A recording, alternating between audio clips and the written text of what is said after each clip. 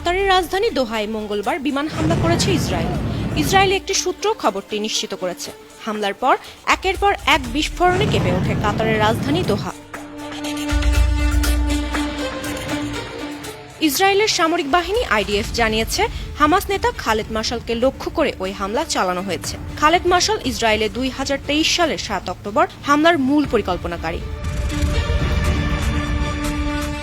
এদিকে হামলার নিন্দা জানিয়ে বিবৃতি দিয়েছে কাতারের পররাষ্ট্র মন্ত্রণালয়। ইসরায়েলের ওই হামলাকে কাপুরুষোচিত কাজ হিসেবে উল্লেখ করেছে দেশটি।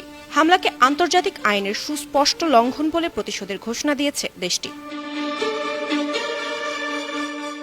এর আগে সোমবার হামাস নেতাদের খুঁজে বের করে হত্যার কথা জানায় ইসরায়েলের সামরিক বাহিনীর প্রধান ইয়েল জামির। ওই হুমকির একদিন পরেই কাতার বিমান হামলা করল ইসরায়েল। আন্তর্জাতিক ডেস্ক, 52 টিভি।